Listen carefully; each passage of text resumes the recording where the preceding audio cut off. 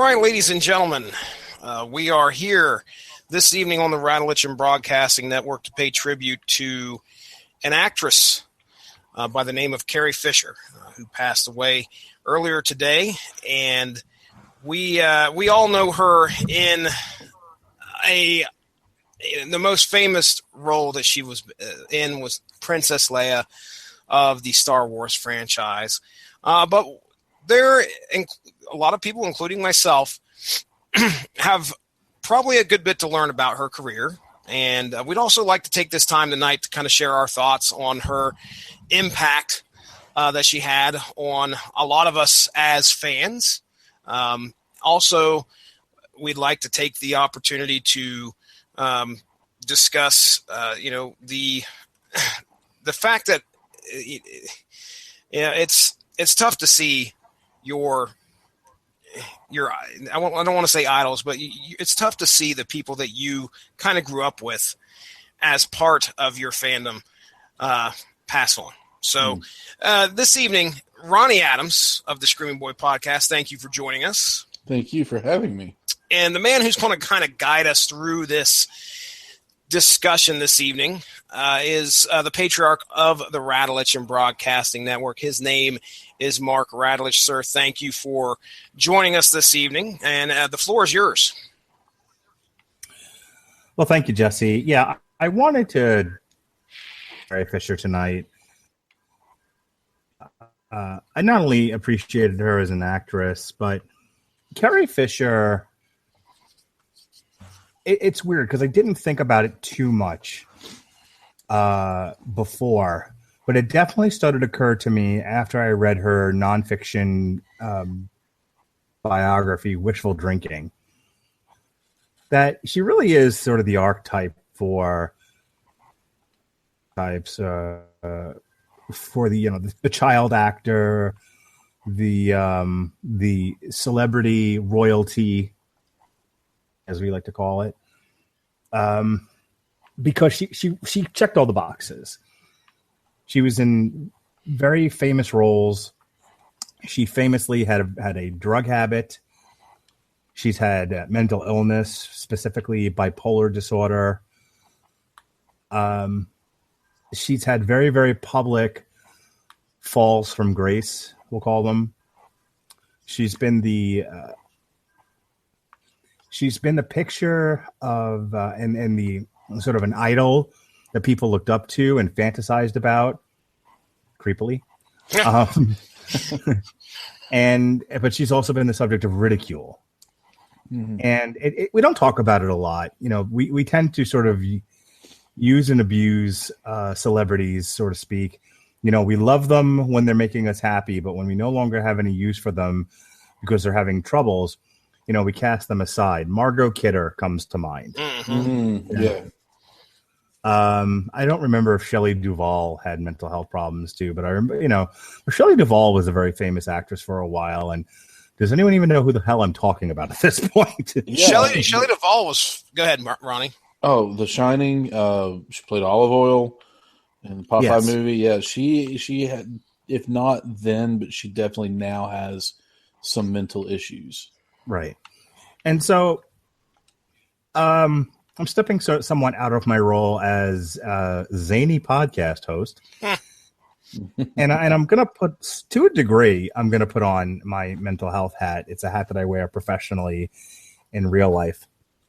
As I've said before, I'm a licensed clinical social worker, which means I have a master's degree in social work and then 2 post-master professional years getting my license. And for now 6 years, going on 6 years, I've been working in correctional mental health. So I've seen every breath of crazy there is to see, short of the real serious self-mutilators that you see in prison. That's a story for another day. So I absolutely want to talk about the greatness that was Carrie Fisher, some of the great things she accomplished, not just as Princess Leia, though. Obviously, I wouldn't know who the hell she was if she wasn't Princess Leia. But that's, I think, to honor her memory is to talk about things besides Star Wars. And that's really how I want to treat this show tonight as, hey, Carrie Fisher was a full person. She did great things. She did okay things. She's had terrible things happen to her in her life. And by looking at all of it as best we can. And I'm reminded of all of these things from her show, her one-woman play that she did that was based on her autobiography called Wishful Drinking. Because in it, she talks about the fact that her mother was Debbie Reynolds. Her father was Eddie Fisher. These were both very famous people, actor and singer, respectively. And while it gave her personality, it gave her talent, it gave her opportunity, it also contributed to her mental illness. It contributed to her alcoholism. It contributed to her substance abuse. And let's be frank, and I think this is as good a place to start as any, it contributed to her death.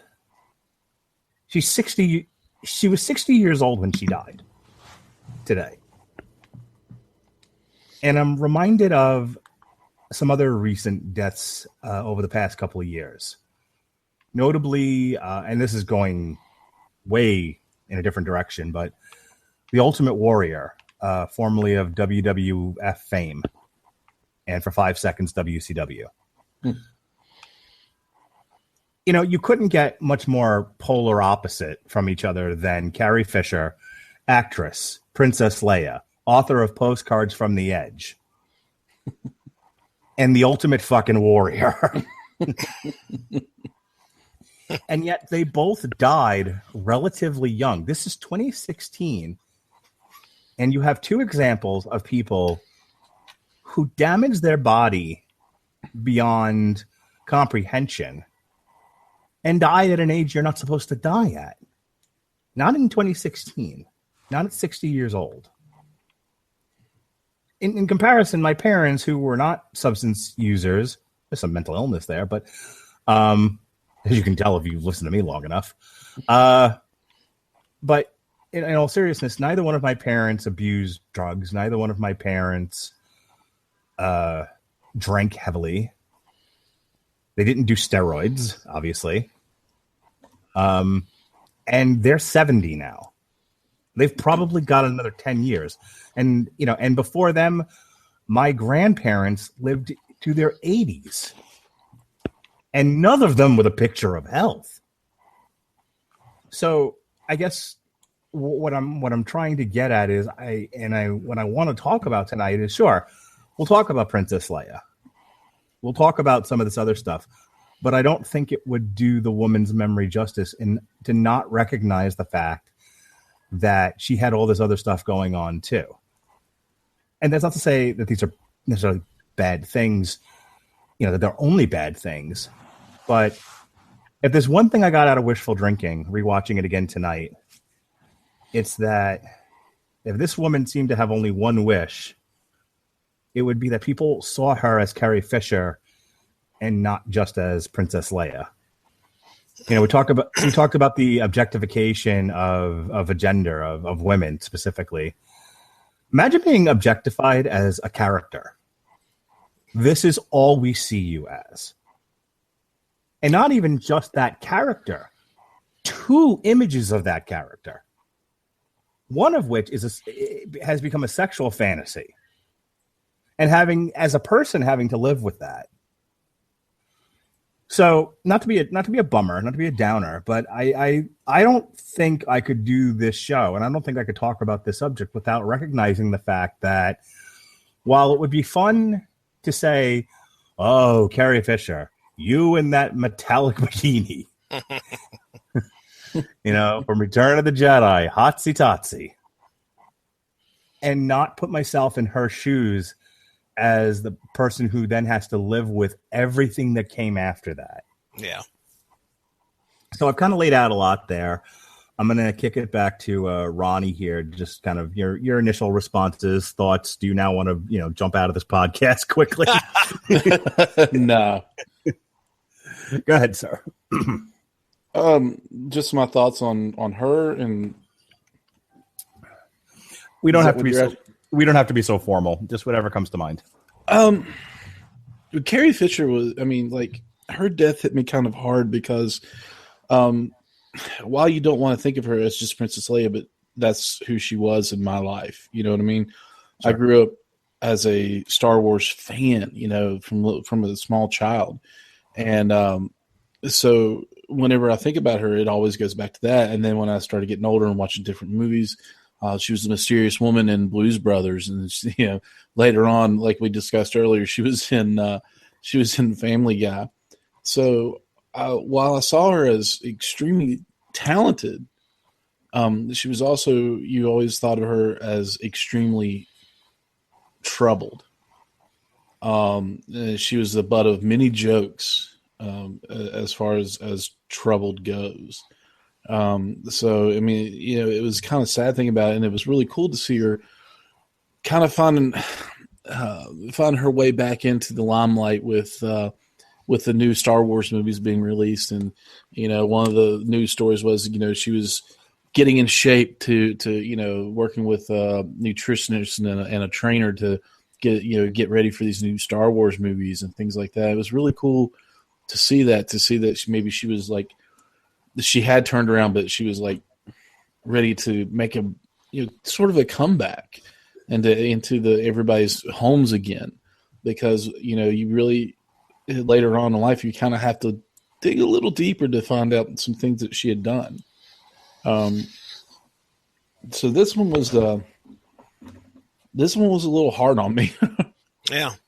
Well, when I look at Hollywood, and Mark, you laid out, you kind of laid out her, who her parents were. These were some big names in the entertainment industry. And growing up myself, I always envied somebody who could be a son or a daughter of somebody that's established in the entertainment industry and has all this money rolling in. But one of the big tragedies of something like that is that it never seems to be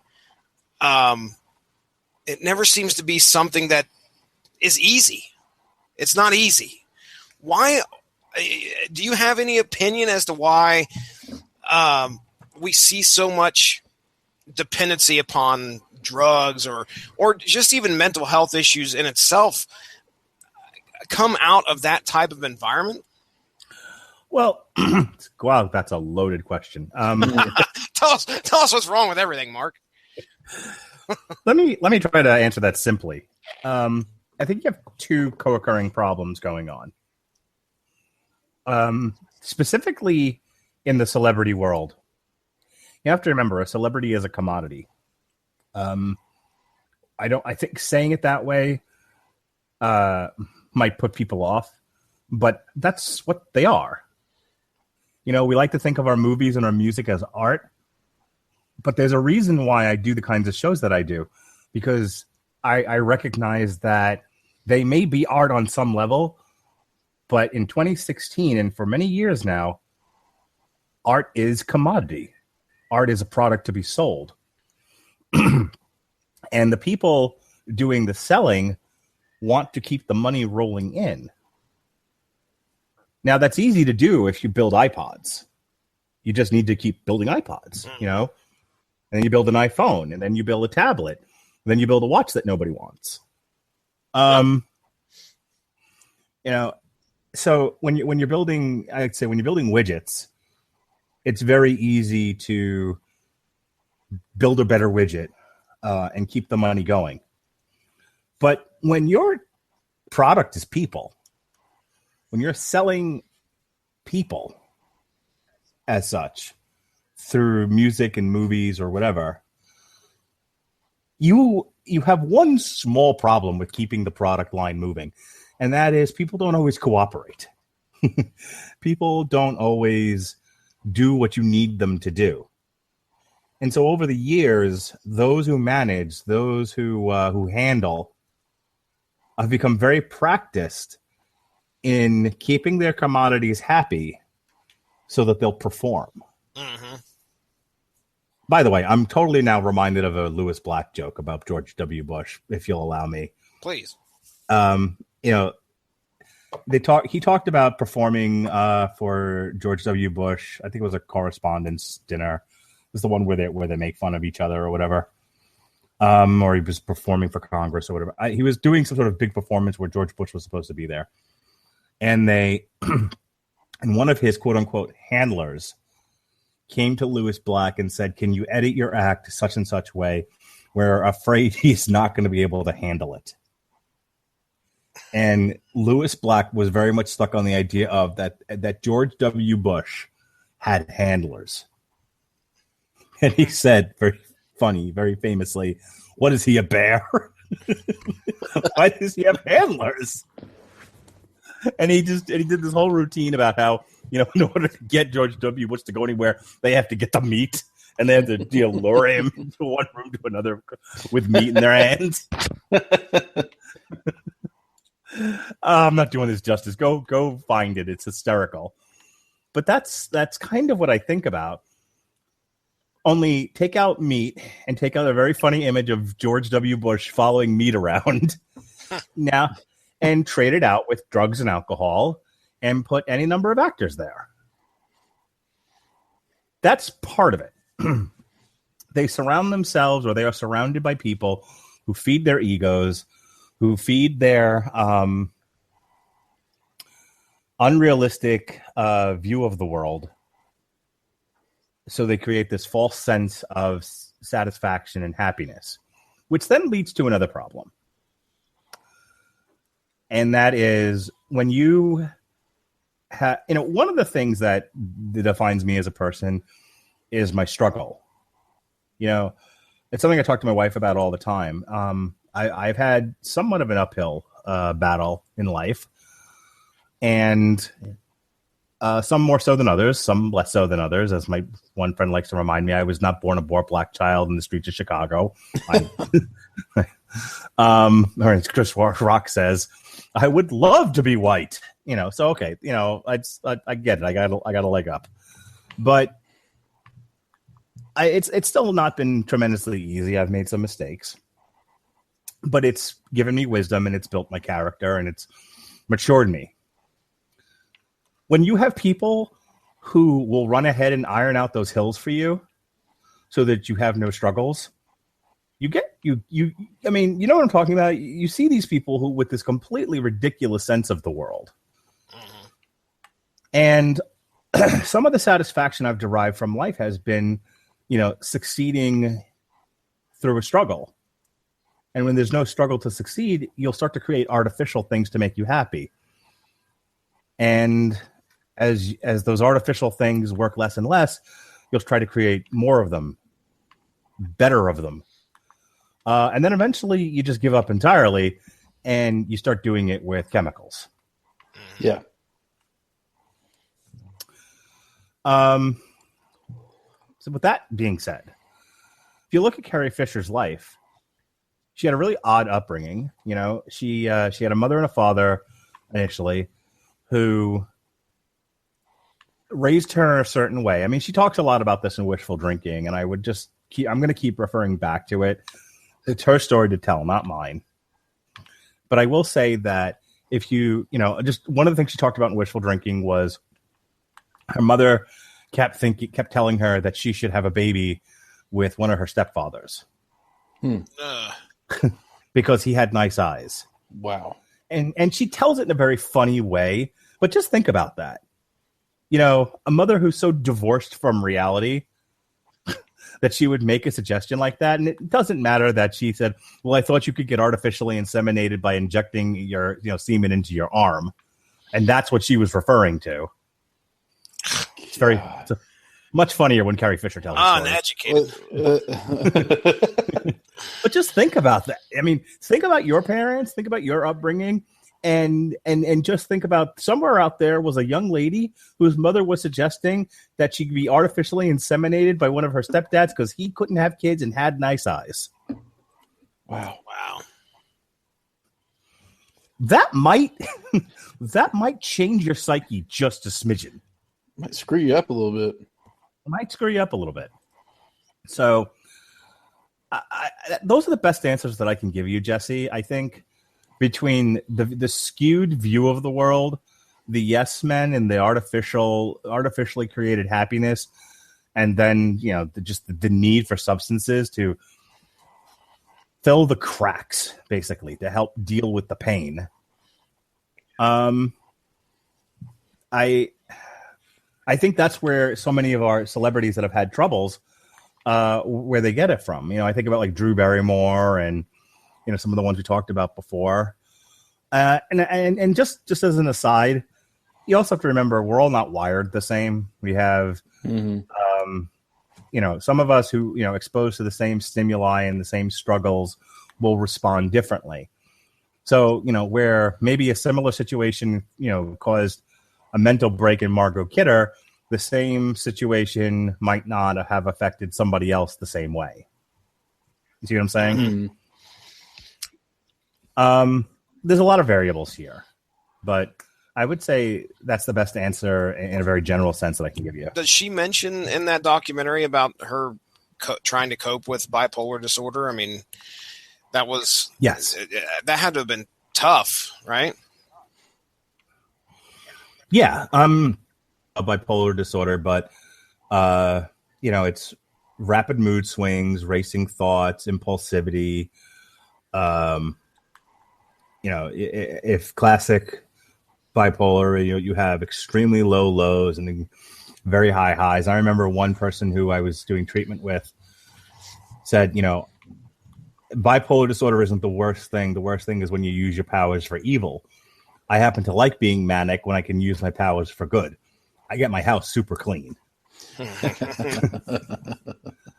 But it can make for some terrible relationship building. I mean, she talks about her marriage to Paul Simon, and Paul Simon apparently wrote a series of songs about her that are painful to listen to when you realize they're about her. I'm going to keep referring back to Wishful Drinking. She's like, she read one of the lyrics to one of his songs about her, and there was a pause, and she goes, "Yeah, folks, apparently I'm a bitch." So it's like we're all like, "Oh my God, Princess Leia, you goddess, you icon, you this, you that." Paul Simon's like, "You whore." I have the Sam Kinison thing in my head now of, "You use me. I hope you slide into a gas truck and taste your own blood." There's a reason he says stuff like that. You deal with some of these folks out there who, whether it's a personality or a mood disorder, who just suck the life from you.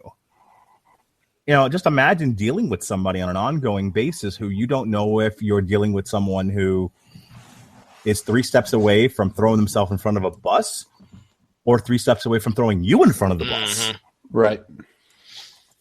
Yeah. And having to just live with that. You don't know. I used to, for people who are living with borderlines, I used to say, it's like living with a tornado.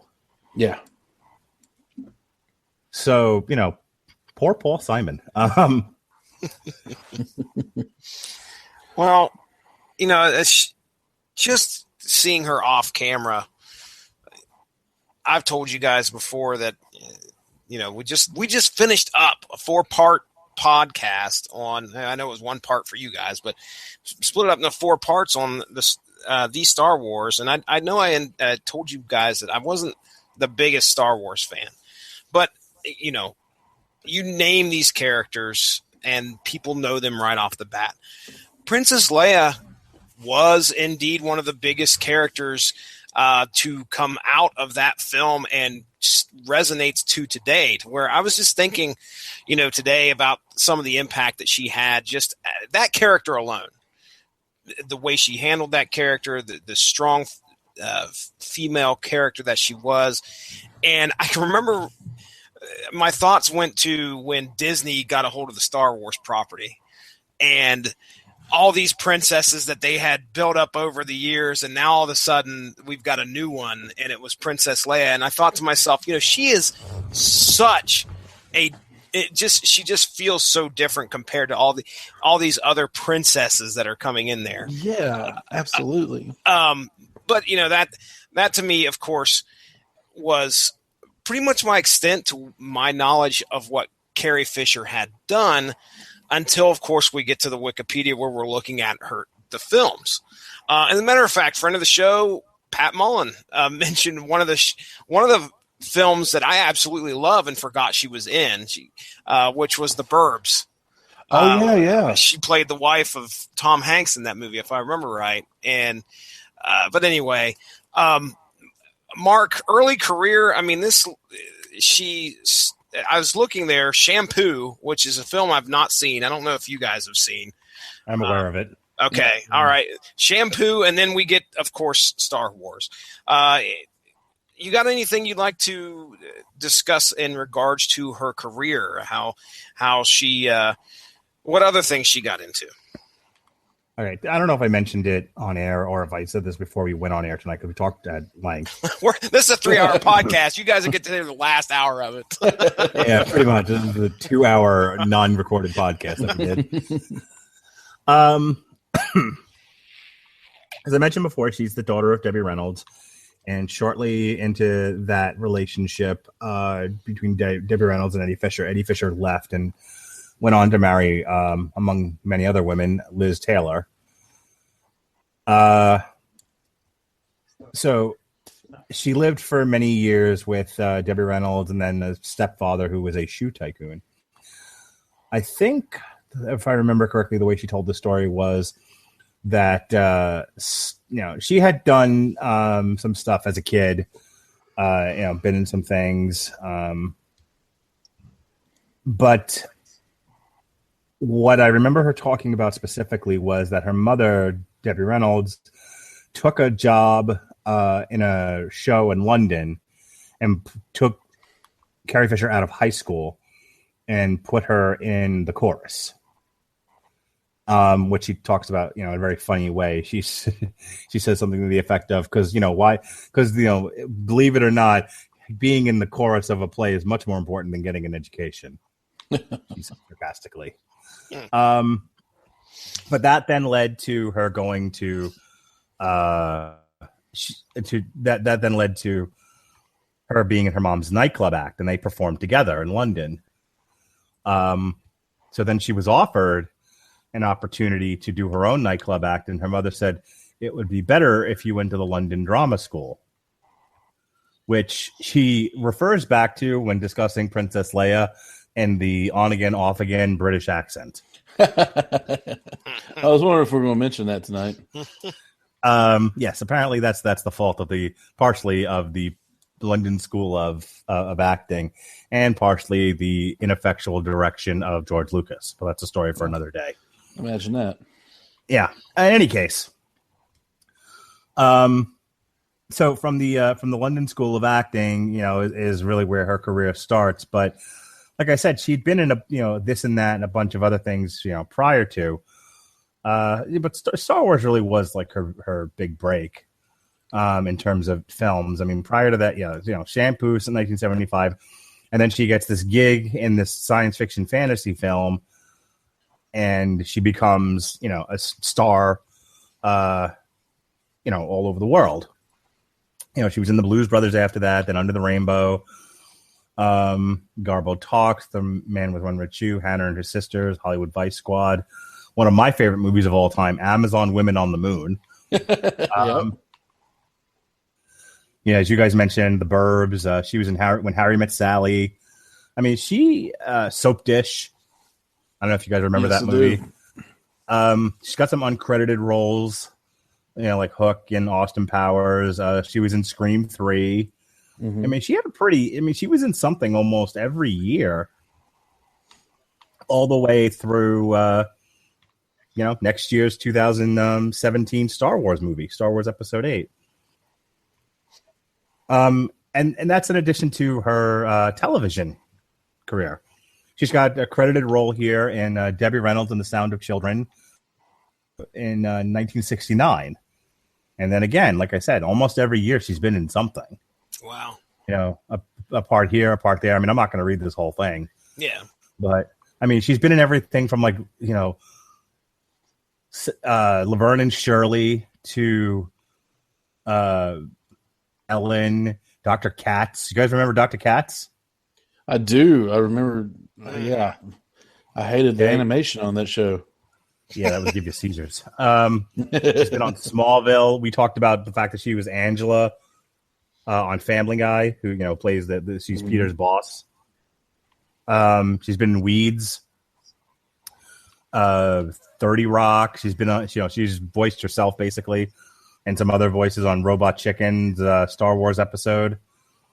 She's been in Entourage. She roasted Roseanne. She's an episode of The Big Bang Theory.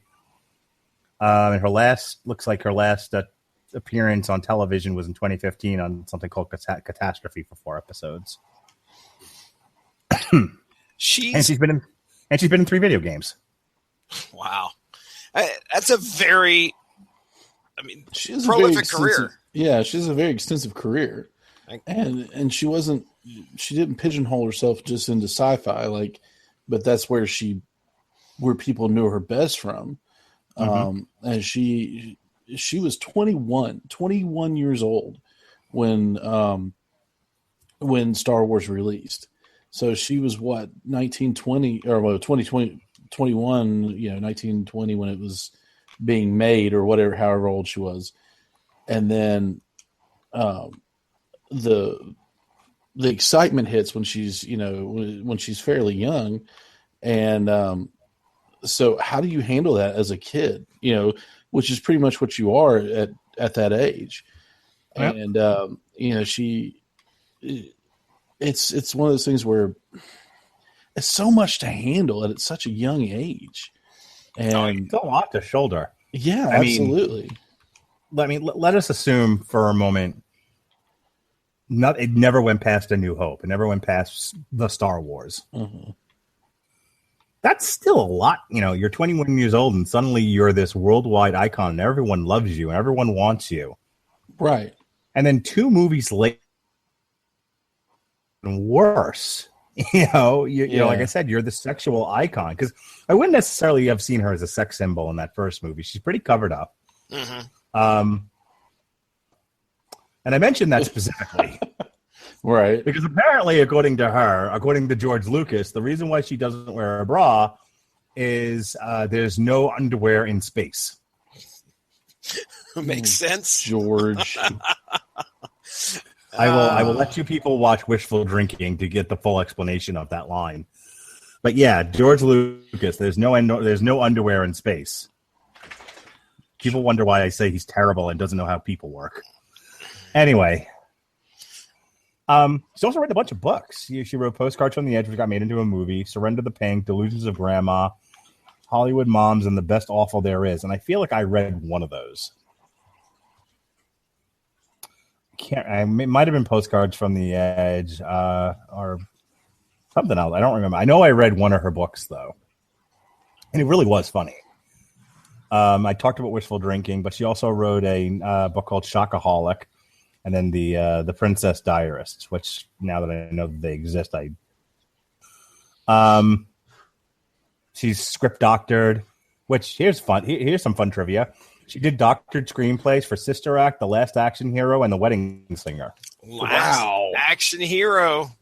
Wow. Maybe she was what's wrong with that movie. No. Nothing wrong with that movie, Ronnie Adams. Nothing. Ronnie, Star Wars. Biggest film franchise ever. One of, if not the biggest. I mean, it has to be, right? There isn't anything else that touches it. The only thing that I can think of, people knowing a little better, would be maybe Indiana Jones or the Harry Potter series. I don't know, man. It doesn't matter who you are, whether you've seen it, whether you like it or not. Star Wars. You know it. Princess Leia. The roly bun looking hairdo that she had. Yeah. These things. My girlfriend has seen one Star Wars movie, and it was one of the prequels. And but she knows Star Wars, and when I told her, I said, Princess Leia died, she's like, oh my gosh, that's terrible. So she knows who it is, but like we said, at such a young age, it's such a big, something huge to shoulder. So such a big role to fill, and you get there and you realize that these people, may or may not really like you for who you are, and you start getting that void in your life and that hole that you feel. I think I might have started this earlier about how off camera she seemed like such a firecracker. Yeah. That's the best way that I could describe it. The way she would come across, she seemed very honest. And Mark, I think you had said she did a play. It was it was a one-person play. Yeah, it's called Wishful Drinking, based on the book she wrote. And it's about herself, right? Yeah, Wishful Drinking basically is like a spoken word, one woman performance where, it seems like she's speaking extemporaneously. It also seems like she's just doing stand-up, but it really is a narration of sort of some of the points of her life. She begins by talking about the husband who died I think it was a husband that died in her bed. Wow. And then her having to explain that to the police and their reaction back to her. And then it goes into like the first part of the first major part of it is, how she was raised and who her parents were. And she does this whole routine about like Hollywood inbreeding and, like the multiple marriages of her mom and her dad, which is really centered around the fact that her daughter and was interested in somebody else, and they didn't know if they could date because they weren't sure if they were related.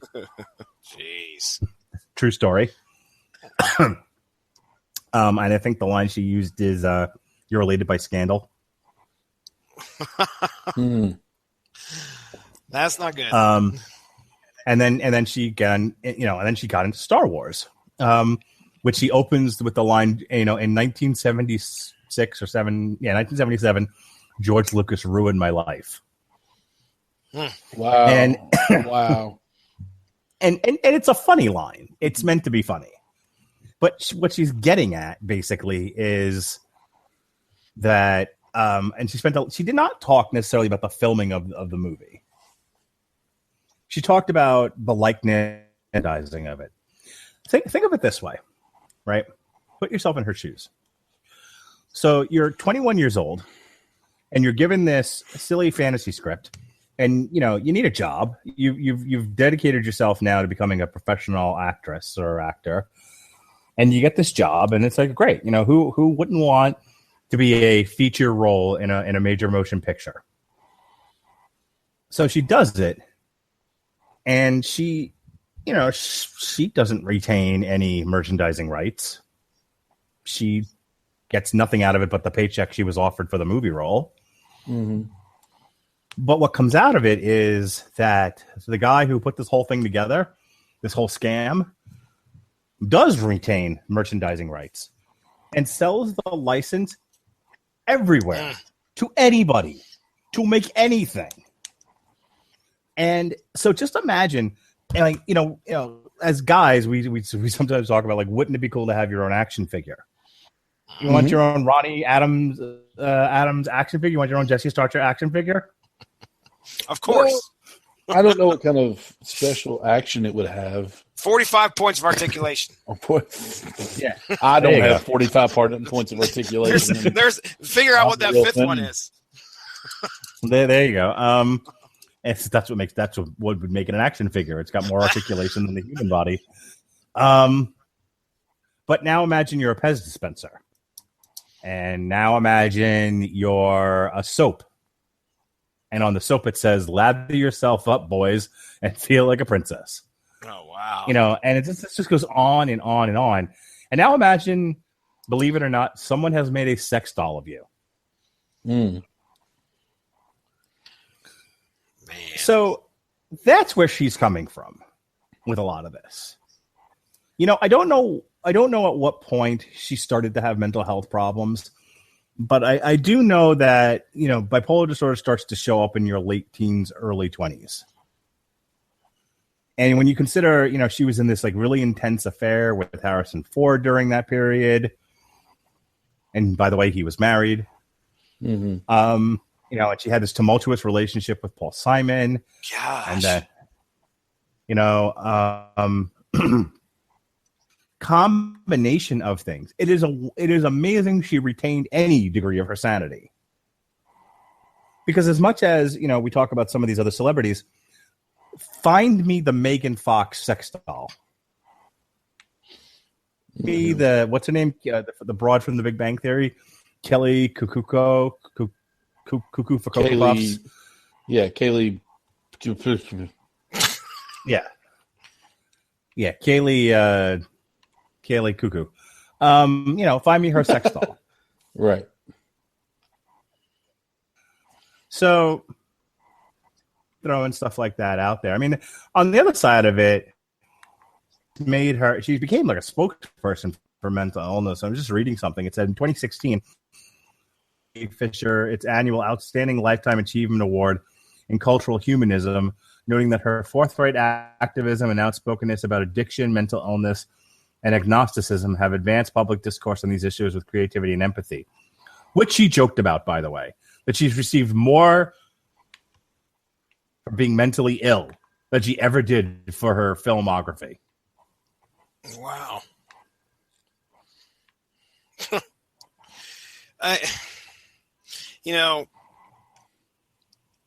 It is a coveted lifestyle, but man, I'm telling you right now, a lot of times the money is not worth the problems. Right. I don't know too many kids that did not grow up dreaming to be a movie star at one point. And here she gets, this is the role of our lifetimes. One of the roles of our lifetimes that she will always and forever be known as Princess Leia. And she's had an impact on so many people, but you wonder if she would trade that back in a second. I mean, just like Mark said there, George Lucas ruined my life.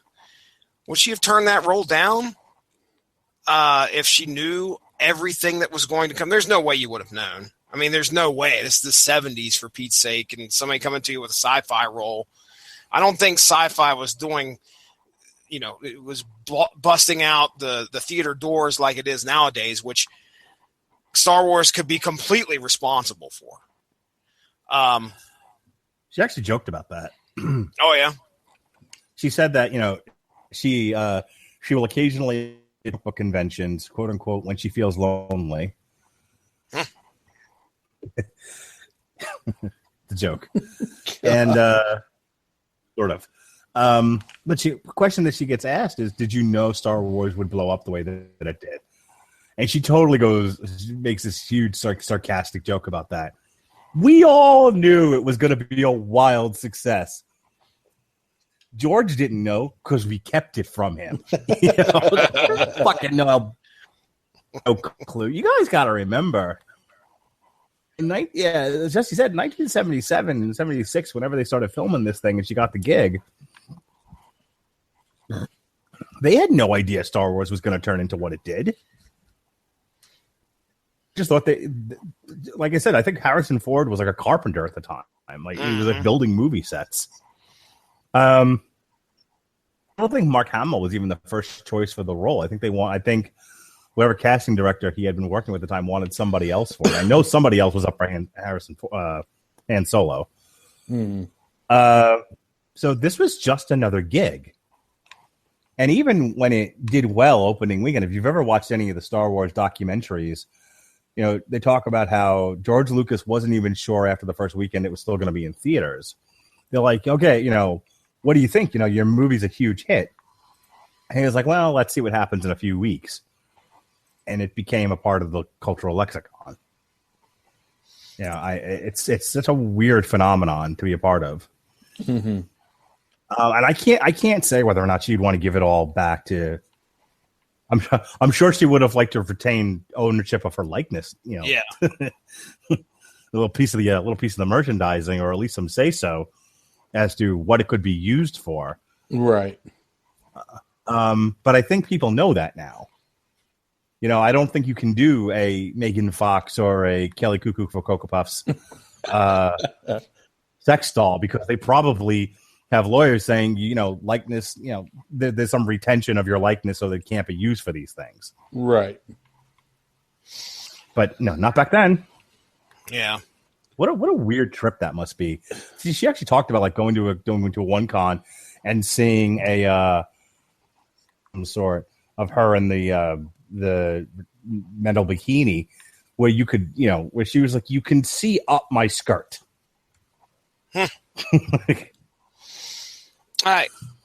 Yeah, it had to have been something that would have been just the hardest thing to try and deal with. I couldn't even imagine people who hit the lottery the next day and their life changes. That's kind of like what this is. Her life has changed. The good thing is she stuck with her craft. If it was me, I probably would have ran and hid at the amount of fame. I would have been. Trust me, I'm one of those recluse guys. I could be a billionaire, but you're never going to find me, just because I want to make sure. That's what I would have done. But you could tell that just the way she handles herself, that's not who Carrie Fisher was. She's a very creative, funny person. Yes. Mm-hmm. Yeah, and it takes a lot of courage to say, you know what? I'm going to put my life on the stage, and I'm going to make a movie about myself and all of just successes, but all the failures as well, and all the problems that I've had to deal with. That's a courageous woman. I do have a question for you, Mark. I mean, you got yourself a little girl there at home. Princess Leia, was that something that we're in a new age now where there's princesses all over the place. So, I totally expect, I wouldn't expect the same answer I would have got 3 years ago or something like that. But I mean, was Princess Leia a character that the little girl looked up to in any way? My daughter looks up to any woman she sees on the boob tube. Doesn't really matter who it is.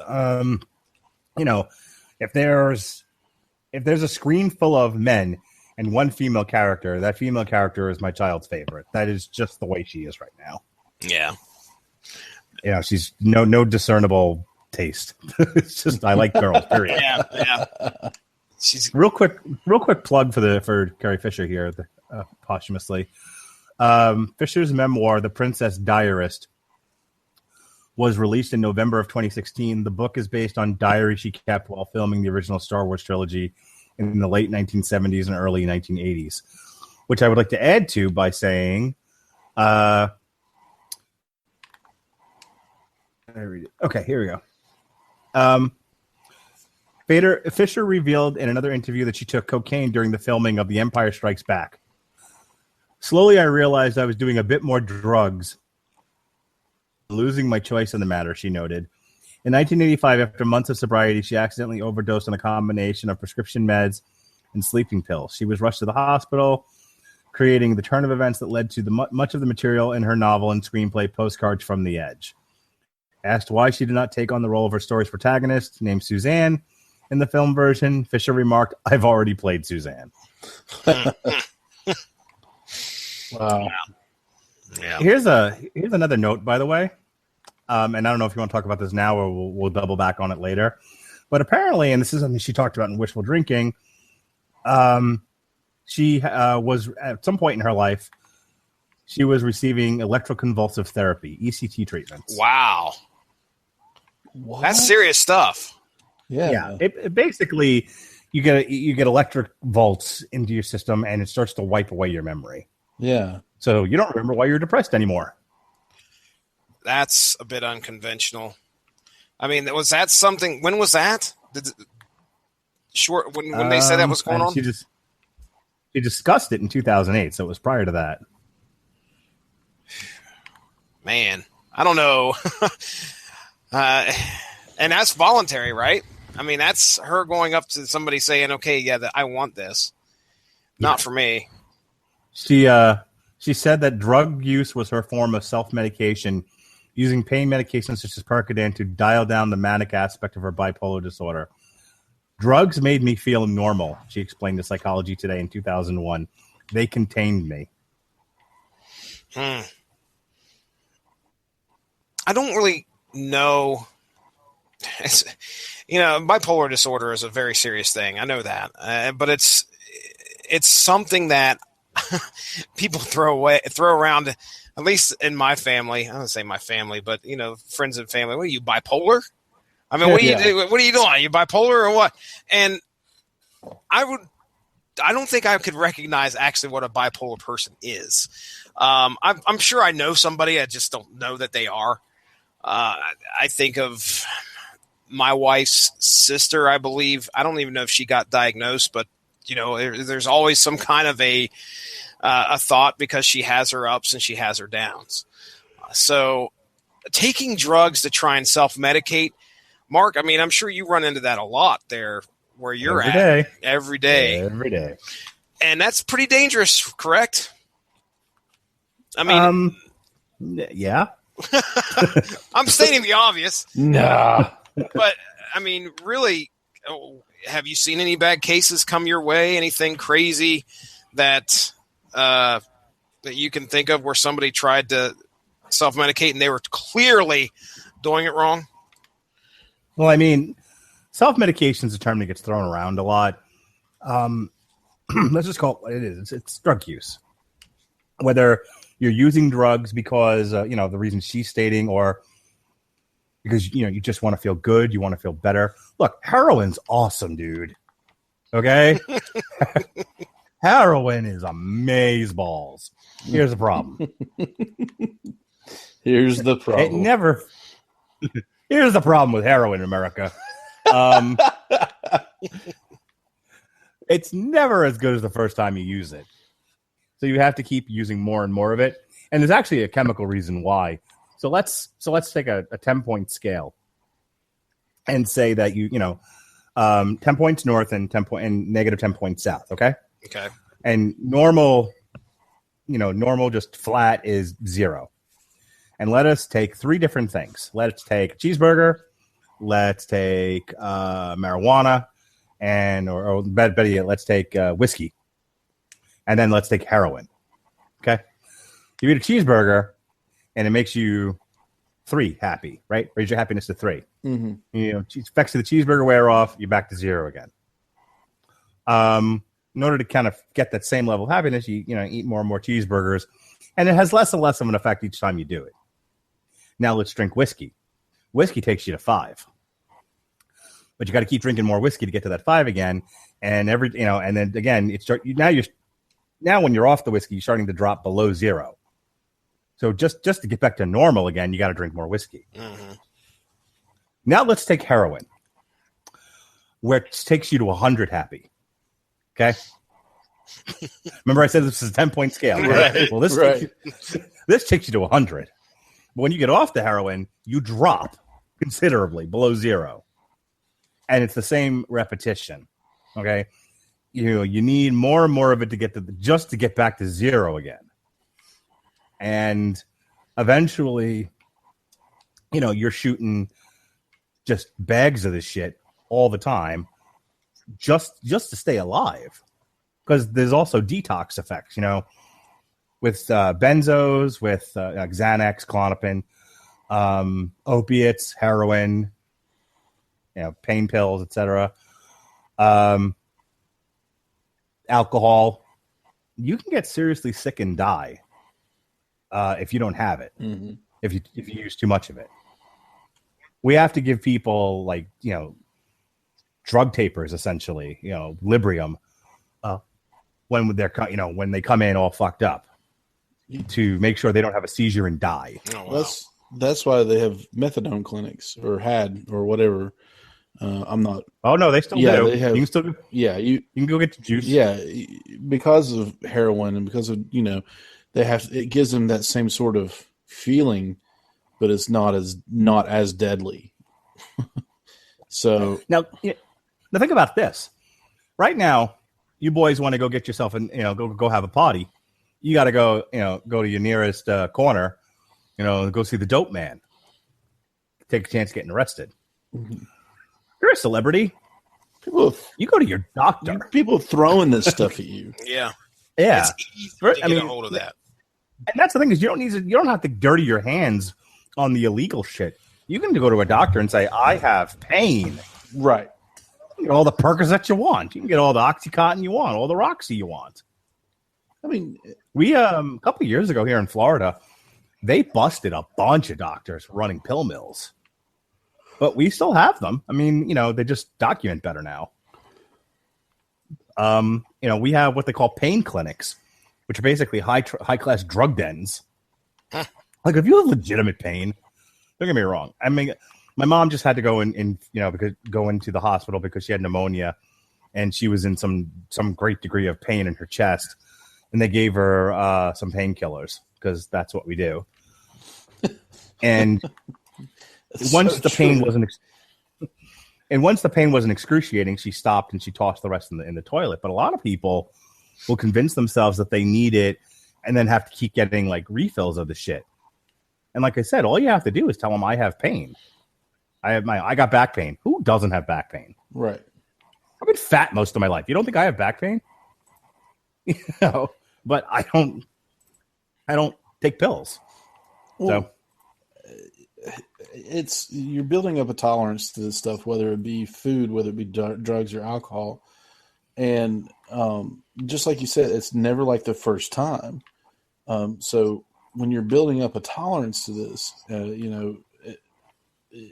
you need more and more and more because just like you said, on a scale of 1 to 10, heroin makes you feel like 100, then it takes you to a negative 100 afterwards. Right. So to get to normal again, you take more, and then you stop being so normal, and you never get back to that positive 100. You're always at negative 90, negative 100, negative 150, and you're never right again. Whether it be pills, whether it be heroin, whether it be coke, whatever it is, these habits are hard to break because you just want to feel normal again. You want to fill that void that you've created in your life. A lot of the guys that come into the jail wanting medication for mental illness have been using drugs for so long that they'll take anything just to not feel that way anymore. Whatever it makes them feel, they just want to feel it. Right. They don't want to feel the way they do without the medication. So they'll tell, everyone's got bipolar disorder. I mean, some of them probably do. I mean, there's a lot more, believe it or not, to round this back to the subject at hand. There's a lot more people who have a lot in common mental health wise with Carrie Fisher, but she lived it publicly. Mm-hmm. Right. In a world where, I mean, you got to remember something. Mental illness is still a very new thing in the sense that we, 10, 20, 30 years ago, only crazy people had mental illness. Right. And I'm talking fluidly psychotic here. One flew over the cuckoo's nest kind of shit, which she also jokes about, by the way, in wishful drinking. And, like we asked the question, like, do you have any history of mental illness? And you still hear people say, I'm not crazy. Mm. Like, okay, do you have any history of depression? Oh, all the time. All right. That would be mental illness, sir or ma'am. Right. I don't have any mental illness. I'm just depressed and anxious all the time. I do a lot of sighing at my job. I just, I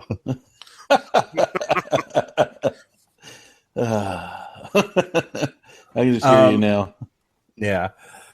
So I've learned to tell people just stop talking, keep it to 50 words or less, sometimes 10 words or less. We're up to the yes/no portion of this evaluation. Please don't elaborate. Right. I'm kind of a dick, but I got my job done. So, but I mean, like, Debbie Reynolds, I'm sure, doesn't have a full understanding of mental illness, so she probably didn't know what was going on with Carrie for a lot of those years, and just thought she was eccentric. I mean, being rich and famous gives you a lot of room to be nuts. Oh yeah, there's people around you to protect you, and you kind of have to just go big before somebody says this has become untenable and it needs to stop. You got to take a Howard Hughes before people realize there's something wrong. Right. Because up to that point, I mean, let's take another celebrity, another celebrity meltdown. A very famous one, Britney Spears. Yeah. Look where that had to go before she finally got some help. And even then, people were spinning it and surrounding her and protecting her from the truth and saying, oh, she's just tired. Yeah, she's shaving her fucking head because she's tired. Has there ever been a point where Britney Spears has come out and said, okay, yeah, I have issues and I am owning what I've done and I want to be a poster girl to show that these things are real? No, that never happened. This is somebody who's Carrie Fisher was somebody who lived that lifestyle and then came out and said, okay, I've got problems. We've all got problems. We need to try. I want to be the face of this to try and deal with it. But look at the stigma that surrounds it and surrounded her after she said that. All right. Well, hang on. To be fair to Britney, leave Britney alone. Oh my gosh. dailymail.co.uk 2013 quote, I turn into this different person. Seriously, bipolar disorder.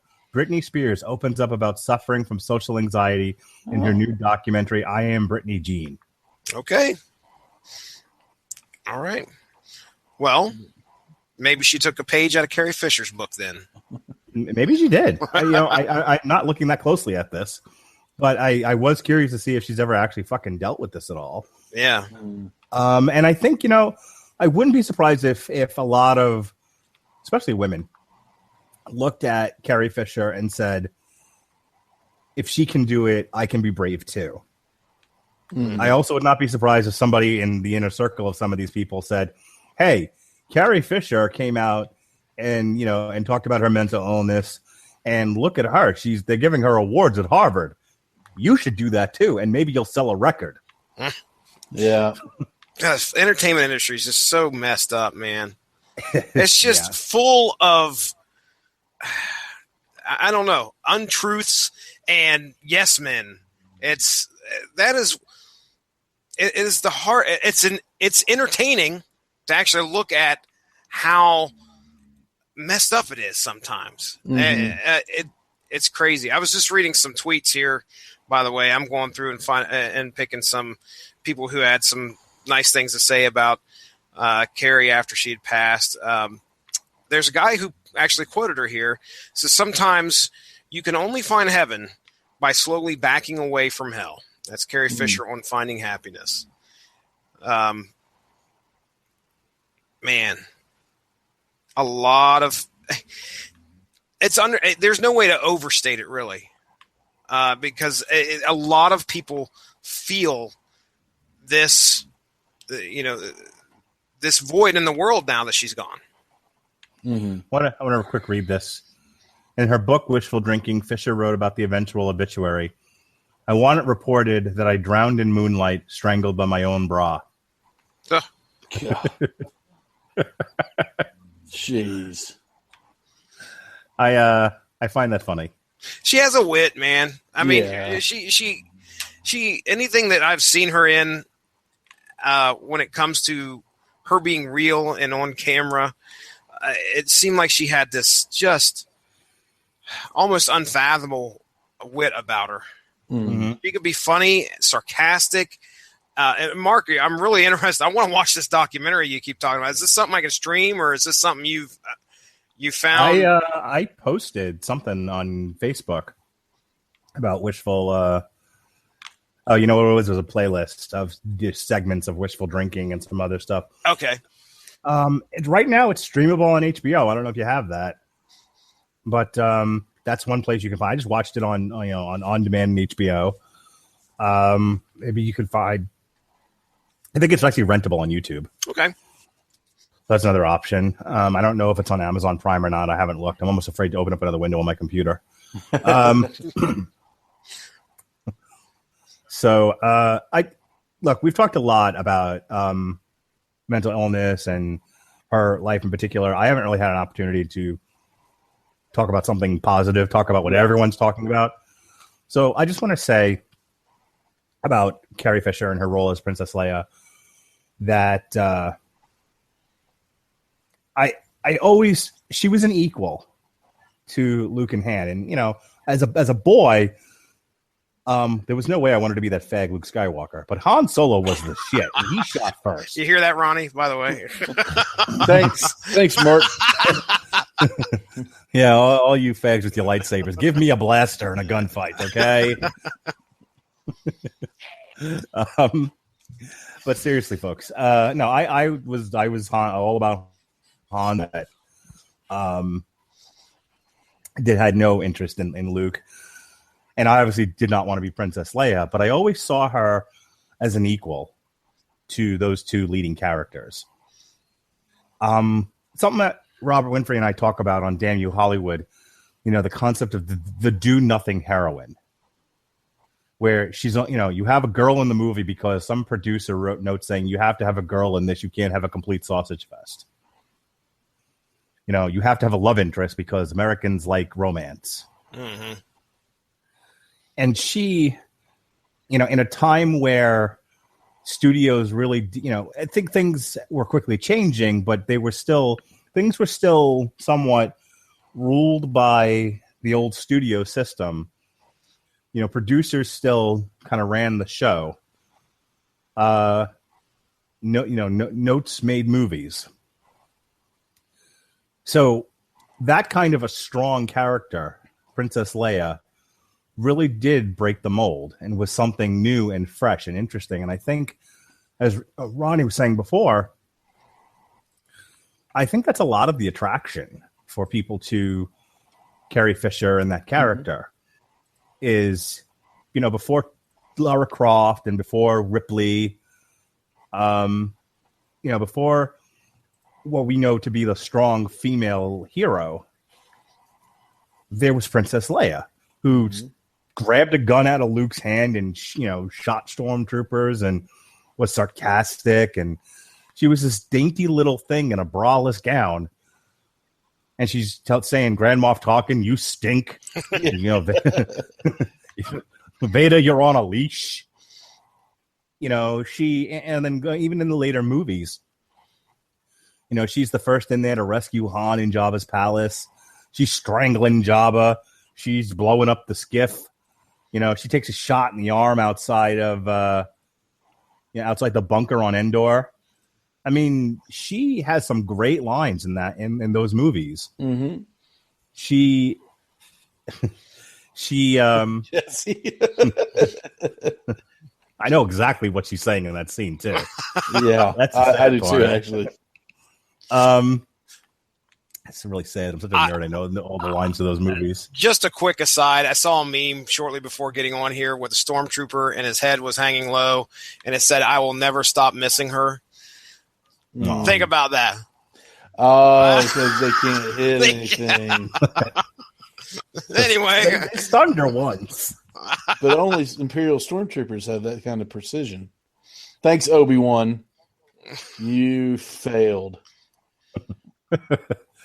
So I think it should go without saying, it needs to be said that we owe Lucas, the editors, the people who rewrote that script, everyone who fixed it, and Carrie Fisher, really a debt of gratitude for creating an iconic character that showed that women can be more than just an object of romance, an object of sex, a maiden to be rescued.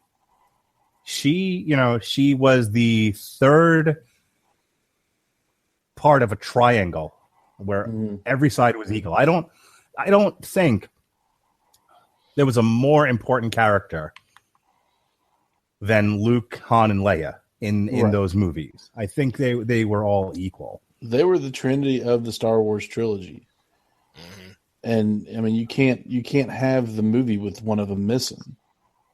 And she was so important to the success of that. And if they had gotten anybody different, I really don't think it would have been pulled off like it was. And I say that, mainly not as a Star Wars fan, but as a Carrie Fisher fan.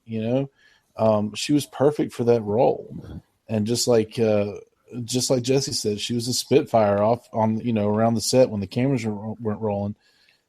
And you could tell because she brought a lot of that into the character as well, because she was supposed to be this princess, and she was the first one to strap a blaster to her hip and say, "Hey, let's do this," And just draw a circle around that whole rescue. Because, just leading up to it, the half a British accent, the Madonna British, yeah.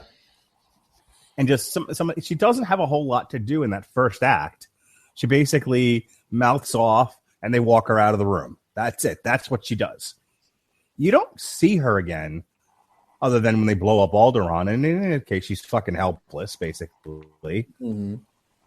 She lies. She tries to get him to go to Dantooine and all that. There's not a whole lot going on until that rescue sequence. And then she really does come alive. What is the first thing she does in the rescue sequence? Even when she doesn't realize that they're to rescue her, she mouths off. Yeah, aren't you a little short for a stormtrooper? And he was a little fag. Mark's got some kind of weird. I don't know, mean streak about Luke Skywalker. This is a whiny brat. Oh, Skywalker's bunch of. He was whiny in the first movie, but then he came into his own. His dad was whiny in a putz. Okay, his dad was whiny in a putz because they did horrible casting. No, that's not Hayden Christensen's fault. Okay, it is in my world. Okay, but though that does bring up a point that I wanted to mention really quick, because again, Carrie Fisher gets kind of shat on for being a lousy actress in the Star Wars movies. They all kind of do. Yeah. Harrison Ford, no one really goes after Harrison Ford anymore because he's gone on to do a variety of really great projects. And it's like, okay, clearly he can act. Mark Hamill gets a lot of praise for his voice work, most especially for the Joker. Right. So he kind of gets off the hook. But people think about Carrie Fisher and Princess Leia, and it's like, oh, some of your acting, and that's a little sketch. When you consider, again, the whole rescue sequence and how snappy that is, that couldn't have possibly been written by Lucas. That had to have been that whole sequence had to have been written by somebody else. Yeah, it's too good. Did you guys get the sense from the Star Wars that she was a strong character in any way? She got punched out by a man. So yeah, I would agree that somebody had their hand in rewriting something from George Lucas there. Gosh, you could have had 30 squirrels jumping up and down on a keyboard and it would have been better than what he wrote.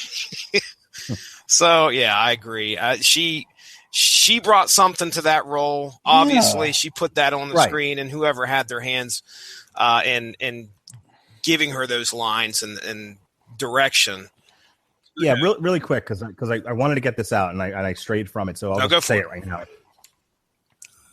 When you consider the fact that she got no acting direction from the director, that basically George Lucas on the set of Star Wars was managing the special effects department and setting up the scenes, and then giving nobody any feedback. Ronnie, have you read and heard or seen the documentaries on the making of Star Wars and how basically, especially the prequels, poor Ewan McGregor was like, I don't know what I'm doing. Yeah. I'm just honest. I'm on a green set here, and I'm told the action's that way. And I'm like, I think it was him who said, this is not why I got into acting. Yeah. Well, Lucas is just a god-awful director. There's no two ways about it. There's not going to be a tribute to George Lucas on this show. When he there's going to be a video of me jumping up and down on his tombstone. Oh my God! YouTube Live. Me fucking hitting his grave with a bat. Die, Lucas! Die again! I hate you. You're terrible. Anyway, third attempt. So he gave this woman, this young actress, no direction whatsoever. And she was still able to pull off a hell of an acting role. Yeah. I mean, that's really what I'm trying to say 20 minutes later. She gave that role, wouldn't call it gravitas. That would be more of Liam Neeson in Phantom Menace. But she certainly brought an edge to that role. Mm-hmm. She really does make the rescue sequence watchable. Because she's the glue holding it together. And that's her performance. That's her delivery of those lines. Yeah, absolutely. Into the chute, Flyboy. Right. You know, this is some rescue. Yeah. Yeah. And she's she's cracking off shots. Mm-hmm. And I mean, she was like, okay, you look at the female characters of the time in the films of that time. I can't really, off the top of my head, name another strong female character in a movie. I'm going to Google something really quick. Keep going. Yeah. I mean, you think of the stuff in the 70s, it's like Barbarella. You know, unless you get into like the more of the exploitation movies, you know, but even then, it was, you had a kind of a strong female character, but she was still used as a sex symbol. Mm-hmm. You know, her looks and sex scenes and stuff like that were still drawn upon to create who she was.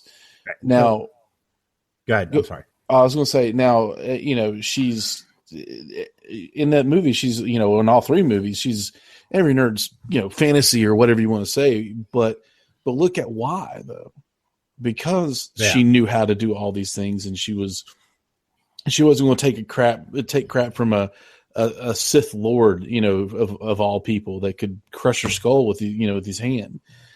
She was tortured. She was, you know, this character and Carrie Fisher being who she is, and you know, and her talent, she brought that to life. Yeah, she's kind of the archetype for like the perfect girlfriend. She's the cool girl, you know. It's like she's not overbearing, but she's just cool enough to hang with everybody else, you know. And I think that's why, like, you know, when the guys like talk about like what they like in a girl, they might actually subconsciously be drawing it from that character. Right. I'm not gonna say that person, because nope. But definitely, like, I think a lot of us who grew up with this sort of like Princess Leia thought, that's a cool girl. That's a person I want to hang. That's a president I want to have a beer with. But real quick, the highest grossing films of 1977, Star Wars, Smokey and the Bandit, Close Encounters of the Third Kind, The Goodbye Girl, Saturday Night Fever. You can tell by the way I use my walk. Oh God. A Bridge Too Far, The Deep, The Spy Who Loved Me, and Annie Hall.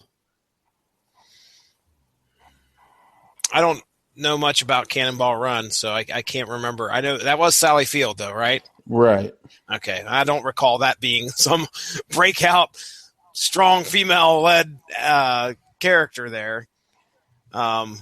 Yeah. Wait, did you say Cannonball Run, or did you say Smokey and the Bandit? Smokey and the Bandit. I'm sorry. Cannonball Run was Farrah Fawcett, and you're not going to find a strong character, you know. I don't know, man. ABBA the movie, that was some stiff competition there. ABBA the movie. Sally Field was kind of an afterthought in Smokey and the Bandit. Yeah, I don't remember. It's been a while since I've seen that movie. As for the rest of them, yeah, I don't know. Right. I mean, it clearly,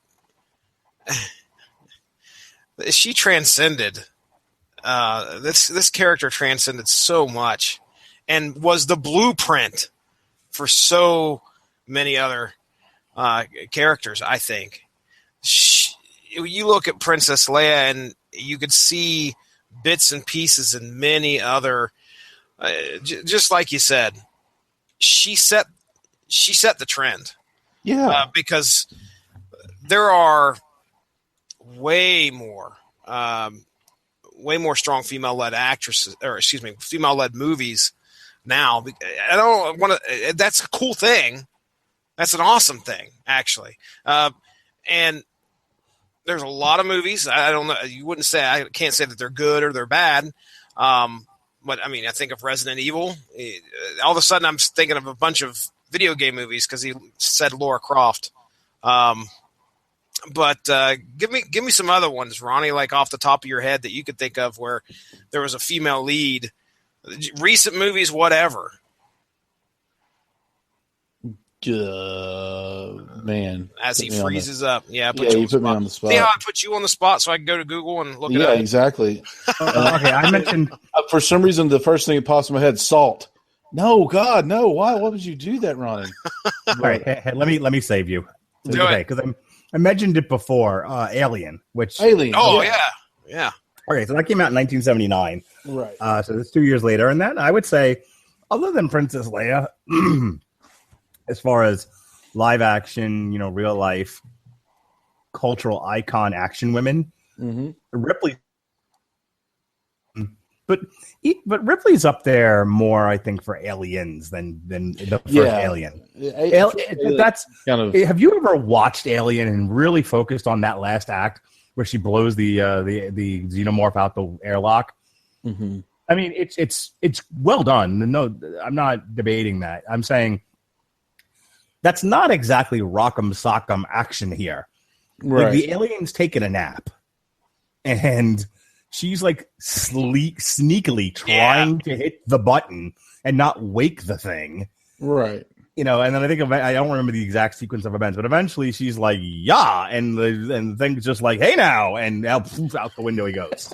I really want somebody to redub hey now into the xenomorph as the door opens. Bam, and her thing za. Hey now. The inner mouth pops out. Yeah. Hey now. Hey now. Actually, I want the inner mouth to go, what are you doing, Dave? This is highly irregular. And then go, out the window. Oh, jeez. But it's like to Aliens, where she, tied the Rambo head, headband, thank you, around her head and just said, okay, let's whip some butt, No, let's be honest. Ripley ain't shit until she gets into the loader. Yeah, says, get away from her, you bitch. And everybody came their pants. I would have said cheered, but I'm being correct. I would have said cheered, but hey, who am I? But you're right. I mean, she got in the loader, but you ask, who paved the way for that? Exactly. It was Carrie Fisher. Mm-hmm. I mean, my goodness, she gave, she led the way for strong female action characters, in my opinion. Carrie Fisher was multi-talented, singing, dancing, acting, whatever. And it's just a shame to see what she came through, and to succumb this at this early of an age. I just want to throw this out there because we spend a lot of time talking about this one particular role, and we've hit things here and there, but we have to talk about that last sequence with her and the Blues Brothers. Oh my gosh, it's such an awesome sequence. Yeah, go ahead, because I all I remember is her sort of panting with the gun in her hand.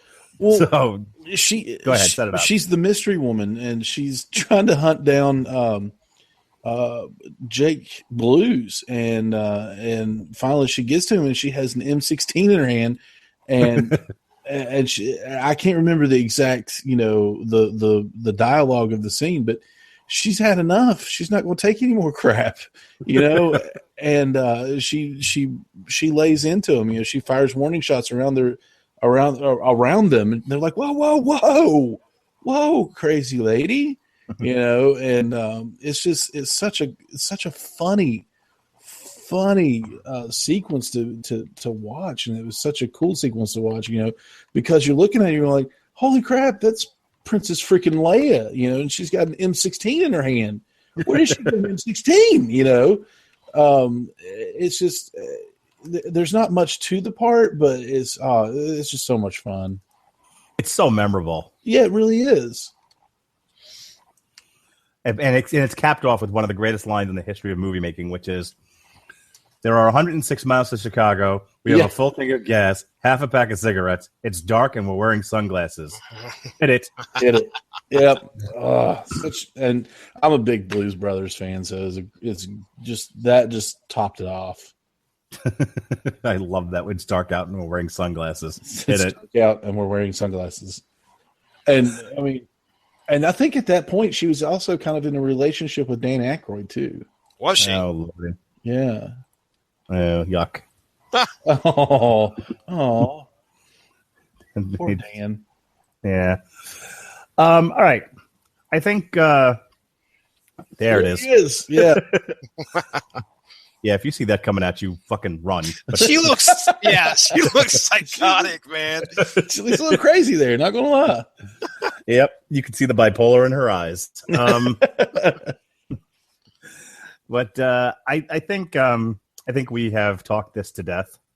Not to be funny or anything. Poor choice. Yeah. I'll boo myself on that one, even though it was unintentional. Well deserved boo. Boo. I think my closing remarks, and I'll leave it to you guys, is don't just honor Carrie Fisher for her work as Princess Leia. Honor her for her whole career. She not only was an icon, but she was just a hell of a talent, a hell of a writer, a hell of a producer. She was incredibly funny, incredibly talented. And maybe she would have. I think some of our best artists were, and I think that there was actually a study recently that confirmed this. Some of our best, most creative people in history were nuts. And maybe that's the Faustian bargain. Maybe that's why I can't get any success going. I'm not nuts enough. But you have to be, in these career fields where, you're competing against so many other people, and it's the very best of the cream rising to the top, or the one that the producer wants to sleep with. Either way, you have to be incredibly driven. You have to really, really push yourself and be willing to sacrifice. The old, I lived in my car until I finally got my break. It's something I wasn't willing to do. But, and obviously she had a lot of help from her parents. But still, it takes a certain mindset and a certain psyche to weather this. And even though she certainly had her tumultuous times, I think in order to really honor her, you should honor the full breadth of her career, and all of its madness and all of its glory. Lastly, I didn't cry. I didn't get teared up today because Princess Leia died. I didn't get upset because we would have no more Carrie Fisher in Star Wars movies. That was, things happen. We lose actors, we lose musicians. I tend not to weep too much. I got upset because, number one, she had no business dying at 60. And it makes me sad. It makes me sad that she had ravaged her body so much that, under a certain degree of circumstances, some of which we may never know, the full breadth of, her body just said, I quit. I'm done. It makes me sad. It makes me sad that we have people who live to be 100 years old, who spent every minute of it being horrendous people. But we lose somebody as talented as Carrie Fisher at 60. It's not fair. But it also makes me sad because I just wanted her to get better. Yeah. I think that's why I love wishful drinking so much.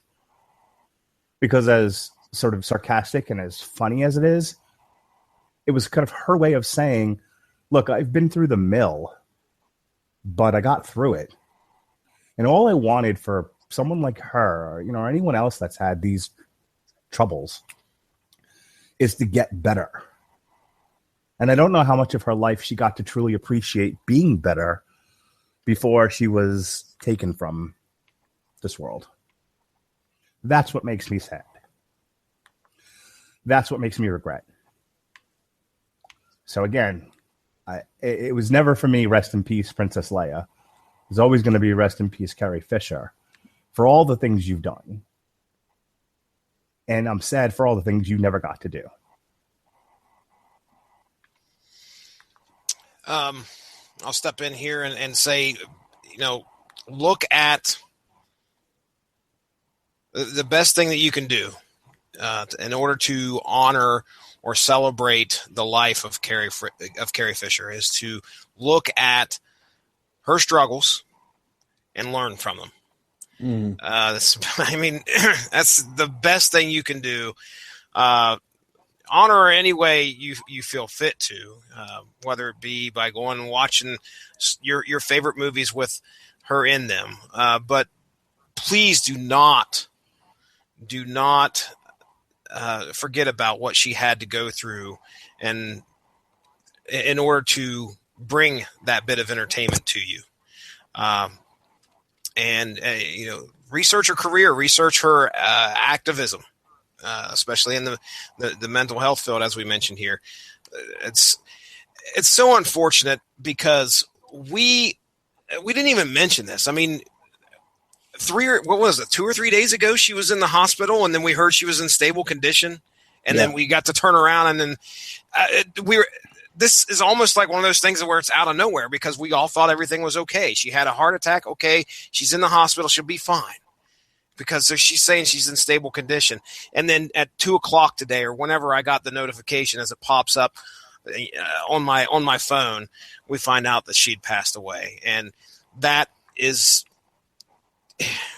it's shocking to me. We never want to see anybody that we know, whether it be, I don't know Carrie Fisher personally, but by golly, she had a place in my heart through these films. And that's the case with millions of people around this world. So, that's about the best thing I can come up with. Ronnie, do you got anything, you got anything else there that you'd like to say? I normally, I don't distance myself from, but I try not to mourn celebrities too hard, because I still mourn them as people and as a loss. But the ones that I take to heart, the ones that I really are the ones that have had an impact in my life. As I was saying earlier, Prince had an impact in my life because his music was phenomenal, and you can just about name where you were when you heard each of these songs.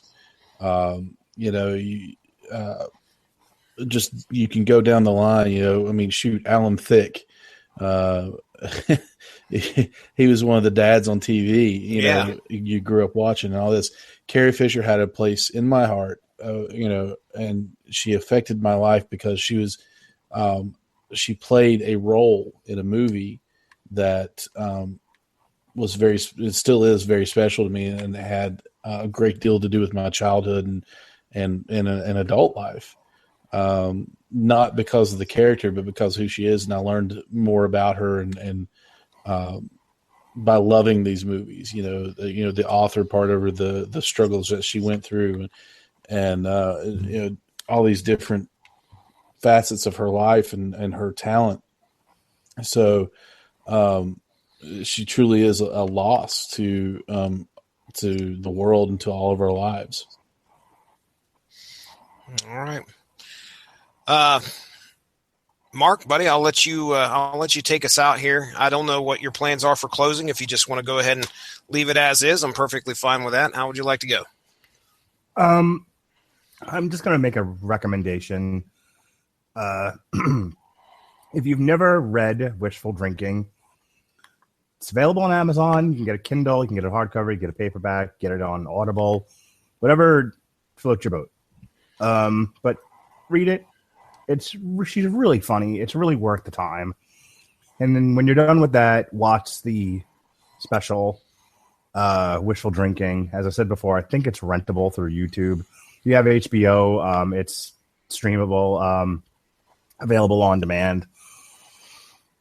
It's a great way to sort of get to know this non-Princess Leia side of her.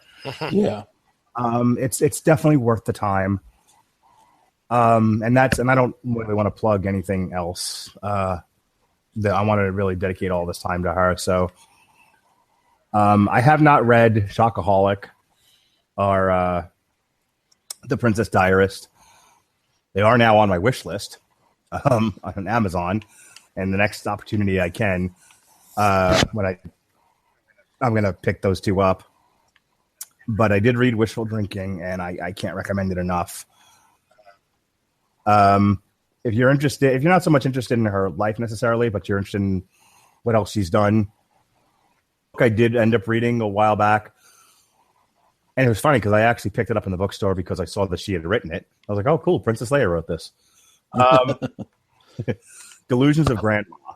And I remember, as somebody who gave up reading fiction after 9/11 for the most part, obviously I read comic books, but I mean, novel fiction.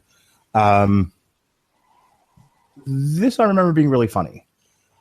If you haven't had an opportunity to see it or rent it, or see it or read it, read Postcards from the Edge. See the movie with, I believe it's Glenn Close. Mm-hmm. Very, very funny stuff. And again, the page out of her life. So don't just, obviously, honor her in the manner you see fit, but, expand your horizons, give the woman's whole career a look at. It's worth your time. That's it. That's all I got. All right. Well, I want to thank everybody out there for joining us tonight in this tribute to Carrie Fisher. You can catch this episode later on down the road if you so wish so on the Radulich and Broadcasting Network as well. Thank you very much for joining us. Everybody have a great night.